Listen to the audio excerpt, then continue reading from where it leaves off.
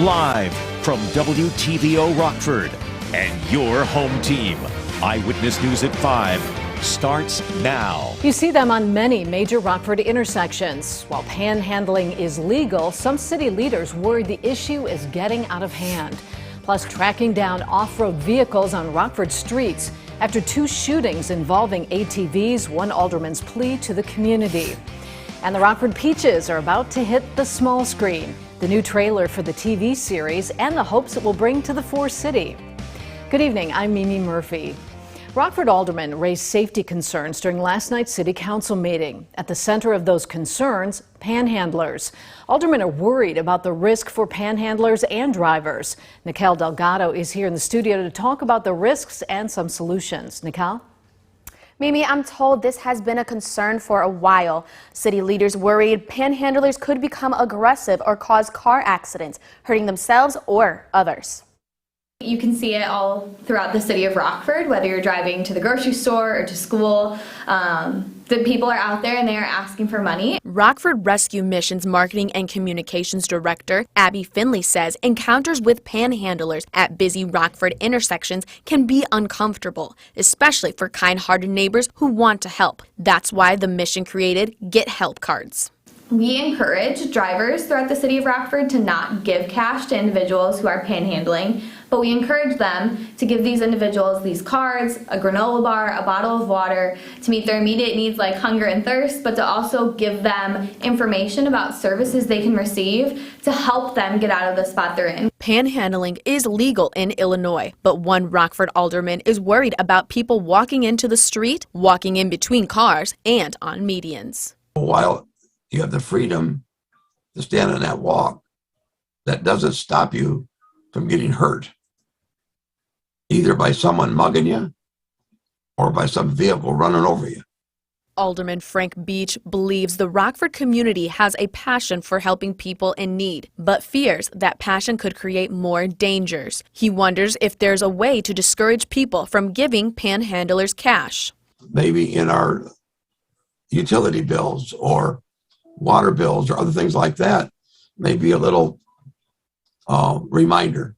That's where the rescue mission says those Get Help cards come in, a little reminder of how to help those who need it.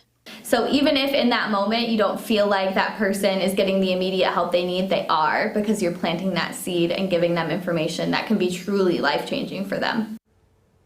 If you would like some of those Rockford Rescue Mission's Get Help cards, go to this story on mystateline.com. Mimi? All right, thanks, Nicole.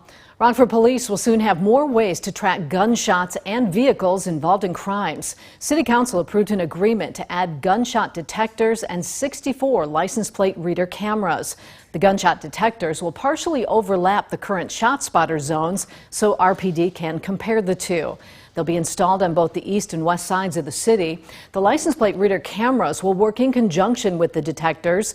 The police chief says the combination of them will not only help officers find vehicles after shootings, but anyone committing violent crimes in the city. Rockford aldermen put out a plea to citizens to call 911 if you see an ATV or off-road vehicle on city streets. This is something that police admit has been a problem, even more so with at least 2 reports of armed riders firing shots. You know, our police are doing a fantastic job, I think, with all the resources that they have. We just approved some technology for them. I assume some of it will be used for those purposes, but we need to know where these people are housing those four-wheelers. Early Sunday morning, a driver said an ATV rider shot his truck on the Whitman Street Bridge. And last week, an ATV rider shot at a man walking near the Morgan Street Bridge. If you have any information on where the off-road vehicles may be, contact police. A Rockford man is sentenced to more than 2 decades in prison for sexually abusing children. 37-year-old Jason Nicholson pleaded guilty to predatory criminal sexual assault and aggravated criminal sexual abuse. Nicholson sexually abused 4 children in Rockford over several years. A judge sentenced him to a total of 26 years on both charges. He'll have to register as a sex offender for life. A 24-year-old man is dead after he fell into a quarry in Byron. The Winnebago County coroner says Alexander Shuey fell early Saturday morning into the pit on North Barker Road. An autopsy shows he died of blunt force trauma from the fall. The Byron Police Department is investigating. The city of Beloit is saying goodbye to their city manager. Lori Curtis Luther announced this morning she's resigning. Luther's been the city manager for the past 7 years. She's leaving Wisconsin to become the city manager in Overland Park, Kansas. She was an assistant city manager there before. Luther's from Kansas and said she will be closer to her family. A local middle school sports program gets some financial help from Rockford's Dick's Sporting Goods store. Dick's awarded Flynn Middle School a $5,000 grant. It comes from the company's Sports Matters Foundation. Store staff were given the chance to award the grant after they won a trick shot competition over the winter. Flynn administrators say they're grateful for the boost. Definitely think we need to make sure that our supplies for all of our sports teams are set. We could get new basketballs, new soccer balls, uniform pieces as needed, but we want to make sure that we share the money throughout all of our athletic offering. The check presentation came during Flynn's first annual Staff versus Students volleyball game. It's not the same actors as the 1992 movie, but the Rockford Peaches are back in the spotlight. Amazon released its first trailer for their new online series, A League of Their Own. The show begins with the formation of the All-American Girls Professional Baseball League in 1943. It follows the Peaches players, highlighting their contributions to the game as well as their lives in the 40s. The series is being shot in Pittsburgh, but the RACVB hopes Rockford will become a character within the series. We certainly, absolutely hope that a positive light is, shine brightly back on Rockford, that Rockfordians, those who live here now or who have lived here, will feel a lot of pride, and folks will learn about our community for the first time and want to check Rockford and the home of the Peaches out. The series is set to premiere on Amazon August 12th. The RACVB plans to have a special website featuring the Peaches for the big premiere. A teacher who survived the Uvalde elementary school massacre says he'll never forgive law enforcement for their delayed response. It's as bipartisan talks continue on Capitol Hill on gun reform proposals. Rena Roy has the story. 2 weeks after the second deadliest elementary school shooting in U.S. history, Arnulfo Reyes, who survived the Uvalde massacre, telling his story from the hospital. And I said, if I die, don't let it be in vain. The fourth grade teacher was watching a movie with 11 of his students when the gunman opened fire. All 11 kids died. Reyes was shot multiple times. You thought you were going to die? Yes, ma'am. The 17-year teacher veteran heard police nearby and a child in the connecting classroom calling out for help. Saying, officer, we're in here. We're in here. But they had already left. And then he got up from behind my desk. And he walked over there and he shot over there again. The gunman was in the school for 77 minutes before Border Patrol agents took him down. You're supposed to protect and serve. There is no excuse for their actions, and I will never forgive them. The Texas Department of Public Safety and Robb Elementary officials have not responded for comment. This as calls for gun control legislation echo across the country. Dr. Roy Guerrero is a pediatrician who helped out at the hospital the day of the shooting. To the degree of wounds that I saw that day on these tiny children, no, there's no need for anyone to have assault weapons. Bipartisan talks on gun reform continue, senators hoping to reach a deal by the end of the week. Actor Matthew McConaughey, a Uvalde native, calling for restricted access to guns. This should not be a partisan issue. There is not a Democratic or Republican value in one single act of these shooters. Can both sides see beyond the political problem at hand and admit that we have a life preservation problem on our hands? The families of 4 children who were injured in the shooting have sued the gunman's estate. The attorney who filed the lawsuit now investigating how the gunman purchased his guns and ammunition and law enforcement's response. Rena Roy, ABC News, New York. Americans may soon have another option when it comes to coronavirus vaccines. An FDA panel voted in favor of emergency use authorization for Novavax new shot. It's a protein vaccine similar to the hepatitis B and shingles vaccines, which are different than the Pfizer and Moderna shots. A recent poll found nearly 3/4 of Americans want to see more COVID vaccines developed from more traditional methods. Now, your first warned weather forecast from Chief Meteorologist Candace King. Well, it's nice to see some sunshine and kind of dry things out here for most of the day today. The sun allowing our temperatures to make it into the mid and upper 70s. We reached 79 degrees today in Rockford. That number now down to 75. Same thing in Rochelle and Dixon. 73 currently in Freeport and also in Janesville. 75 for our weather watcher Ben.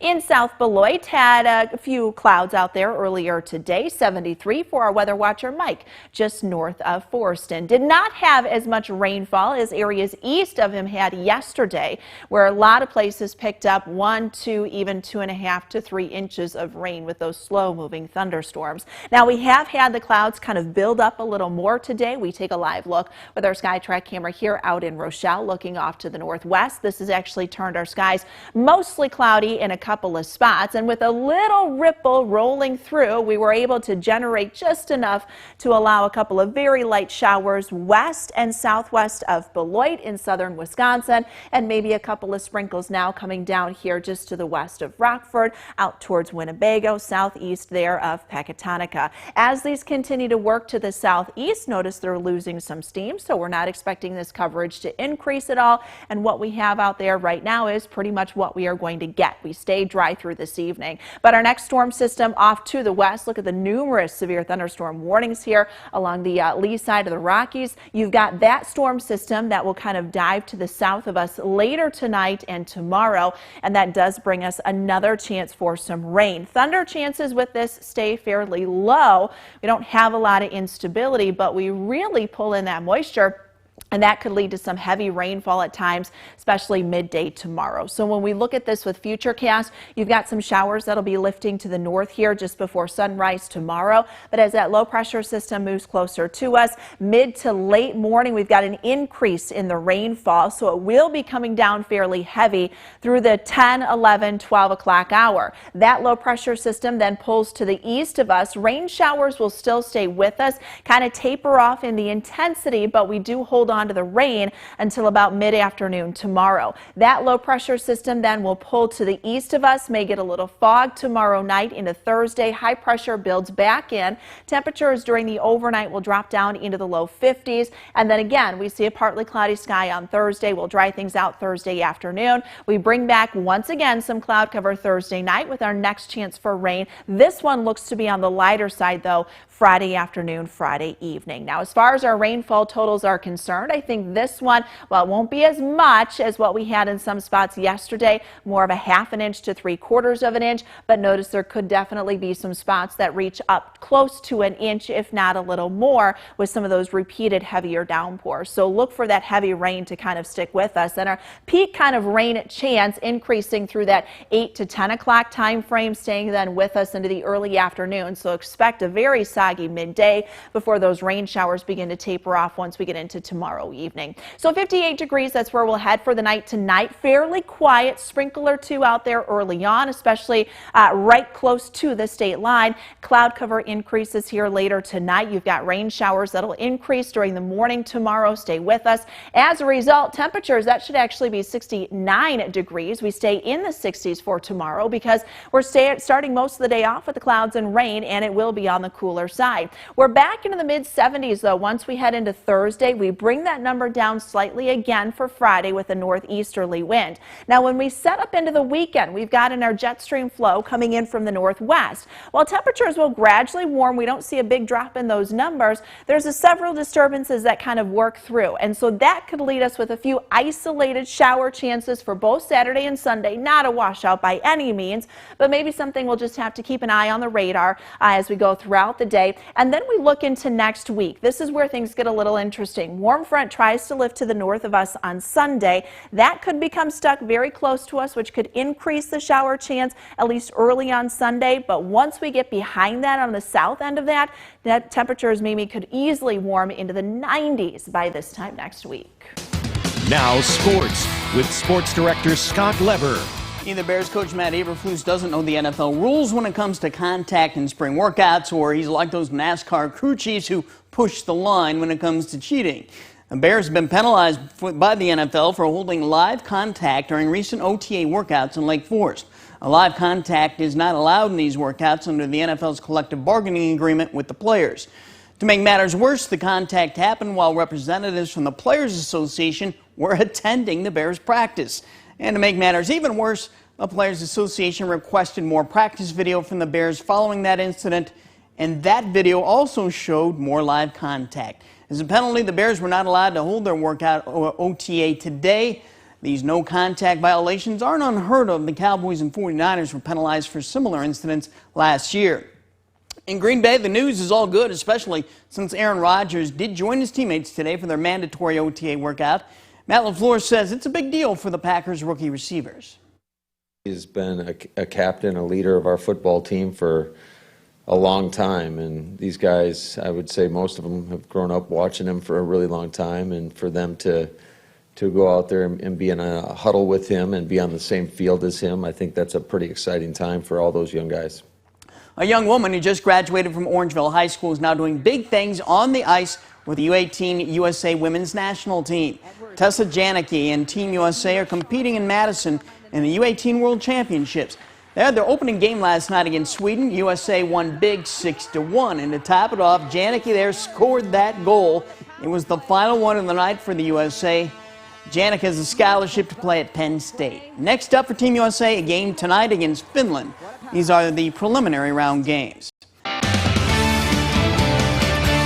Warn Interactive Radar brought to us by Rockford Auto Glass and More. We've got a few clouds out there this evening. Cloud cover will gradually increase as we go through the night tonight. Temperatures down into the mid and upper 50s with those clouds. We've got rain that moves in here by tomorrow morning to the north, becoming more widespread mid to late morning and then into the afternoon. Could be some heavy downpours associated with that as temperatures stay in the 60s.